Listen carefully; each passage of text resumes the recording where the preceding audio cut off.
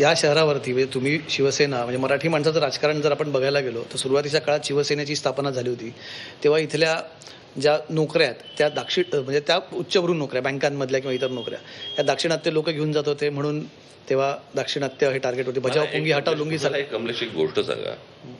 मुळात एका अविकसित एका राज्यांमधनं लोक बाहेर पडत आहेत आणि एका विकसित राज्यामध्ये येत आहेत आणि इथे येऊन हे ताठमानेने आम्हाला सांगणार की आम्हाला महाराष्ट्राचा विकास करायचा आहे. स्वतःच्या राज्यात जा ना, करा तिकडे विकास. तुम्हाला तिथेही काही करता आलं नाही म्हणून तुम्ही इकडे आलात ना हो रोजीरोटीला. 4 पैसे मिळाल्यावरती छाती ताट करून दाखवताय आम्हाला. या राज्याचे तुमच्यावरती उपकार आहेत ना. मला असं वाटतं त्या समाजाने देखील पाहिलं पाहिजे की आपल्याला कोणी चालवतंय का, आपला कुठे वापर होतोय का.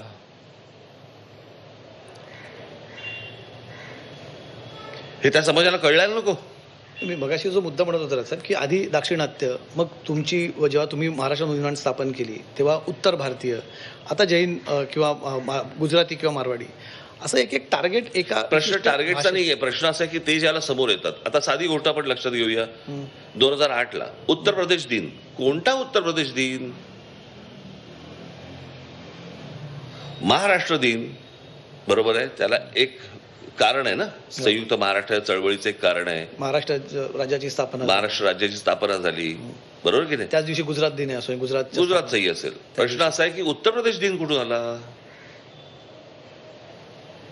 जो उत्तर प्रदेशमध्ये पण साजरा होत नाही. ते फॅड तुम्ही महाराष्ट्रामध्ये आणायचा प्रयत्न केला, त्याला आम्ही विरोध केला, तिथं बंद झालं.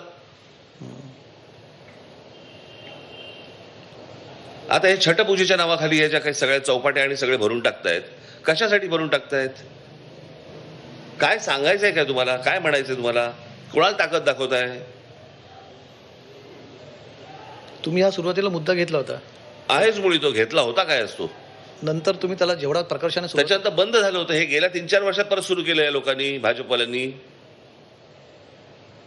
आता विरोध राहील छटपूजेला. आता मला ताकद दाखवू नका इथे महाराष्ट्रात येऊन. माझा कुठच्याही पूजे बिजेला विरोध नाही. घरात करा पूजा, काय करायची ती. जे आमच्याकडे जो गणपती विसर्जनाचा होतो तो वर्षानुवर्ष होतो, अनेक वर्ष होतोय. ते तिथे होतं म्हणून आता आम्ही आमची ताकद दाखवतो समुद्रावरती. हे करायला जाऊ नका, इथे भानगडीत पडू नका. माझा कुठच्याही प्रार्थनेला पूजेला कोणाच्या वैयक्तिक आयुष्यामध्ये मला जायची पण इच्छा नाही आणि गरजही नाहीये. माझा तो विषय येत नाही. पण तुम्ही त्याच्या मार्फत जर समजा मला तुम्ही इथे महाराष्ट्रात येऊन मराठी माणसांना जर ताकद दाखवायचा प्रयत्न करत असाल तर त्याला माझा विरोध राहणारच आहे. आता मुंबईत कावड यात्रा सुरू झाल्या, तुम्ही बघितलं का एवढ्यात? त्या कावड यात्रा बघितल्या मी. त्याच्यात त्या पोरी बिरी नाचवतात ते बघा ना. त्या कुठे कुठे युपी बिहारमध्ये कुठेतरी त्या ट्रक चाललेत, त्याच्यावरती काय डीजे लावलेत, त्याच्यावरती त्या मुली काय नाचतायत, काय काय चाललंय, कोणता धर्म हा? आता म्हटलं महाराष्ट्रात मुंबईतही कावड यात्रा सुरू झाल्यात. संजय गांधी नॅशनल पार्कमध्ये तुम्ही बघा मी काय म्हणतोय ते की ह्यांचं काय षडयंत्र सुरू आहे या सगळ्या लोकांचं. आणि त्याला लाचारीने आपल्याकडचे अनेक लोक त्याला शरण जात आहेत फक्त राजकीय स्वार्थासाठी. आज तुम्ही तुमचा स्वार्थ बघून घ्याल, पुढे काय करायचंय, पुढे काय होणार महाराष्ट्रामध्ये. भाजप हा राष्ट्रीय पक्ष आहे, त्यांना भान सुटलेला पक्ष आहे. भान सुटलेला पक्ष. भाजपसारख्या पक्षांनी अशा स्टेजवर जाणं वगैरे एक वेळ मी ते समजू शकेन का त्यांचा राष्ट्रीय पक्ष आहे, त्यांना करणं भाग आहे. शिवसेना जी दुसरी शिवसेना शिंदेची, ते सुद्धा छटपूजेला तिथे जातात आणि का बा वगैरे म्हणतात. याचं कारण भान सुटलंय. सत्तेसाठी लाचार. जिथून जिथून मतं मिळतील, जिथे जिथे पैसे वाटता येतील, ज्याच्यातनं मला सत्ता मिळेल ते सगळं करा. हे सगळं युपी बिहारचं कल्चर आहे. हे सगळं जे आपण महाराष्ट्रात घुसवतोय आपण.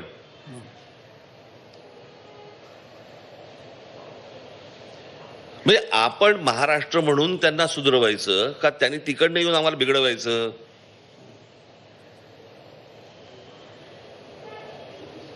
मला असं वाटतं महाराष्ट्रातल्या प्रत्येक तरुणांनी आणि तरुणींनी मला असं वाटतं या गोष्टीचा विचार केला पाहिजे.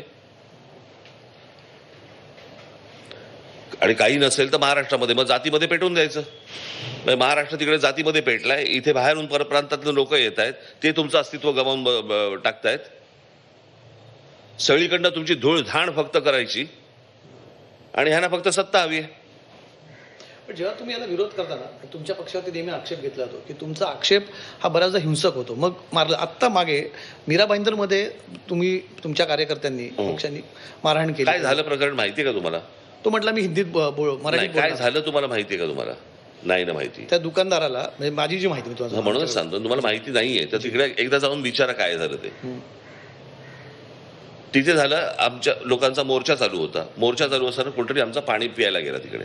पाणी प्यायला गेला तर दुकानदाराने विचारलं की कशासाठी आहे? तो बोला नाही, ते हिंदीला विरोध. तो बोला विरोध कशासाठी करताय तुम्ही? तो बोला नाही, मराठी महाराष्ट्रामध्ये असली पाहिजे. तो बोला बोलतं कोण मराठी तुमच्याशी? कोण बोलणार मराठी? याच्यातनं तो वाद झाला आणि त्याच्यातनं कानफाडीत बसली. तो गेला आणि मारायला सुरुवात केली. कशासाठी मारायला सुरुवात करणार? बरं, तिथे हजारो लोक होते ना रस्त्यावरती, त्यालाच का मारला? तुम्ही त्याच्या मुळाशी जाणार नाहीत. हे का झालं? पण तरी आता मागे तुमच्या इथे पोस्टर इथे अहो, जर समजा प्रश्न असा आहे ना, जर समजा त्यांना मारायचंच असतं तर प्रत्येकाला वेचून मारले असते. का होतंय, का घडतंय, तिथे काय नेमकं झालं एकदा बघणारात की नाही?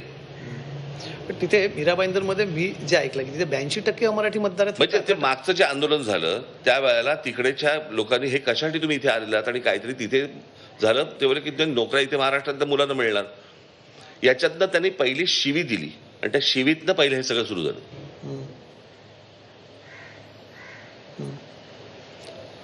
काल कोणतरी त्यांचा नेता, काहीतरी कोणतरी नेता नाहीच तो, फडतूस कोणतरी आहेत त्यांचे, ह्यांची बोलायची हिंमत कशी होते म्हणे इथे म्हणे मुंबईमध्ये म्हणलेल्या मुंबईमधल्या नोकऱ्या या उत्तर भारतातल्या लोकांना, उत्तर प्रदेश बिहारच्या लोकांना मिळाल्या पाहिजेत. हे म्हणे सांगली, सातारा, कोल्हापूरवरून येणार आणि ह्यांना नोकऱ्या द्यायच्या. असं बोलू कसा शकतो माणूस? येते कोण ह्यांना हिंमत? म्हणजे महाराष्ट्रामधली आमच्या मराठी पोरांना ह्या म्हणतात बाहेरून येतात म्हणून.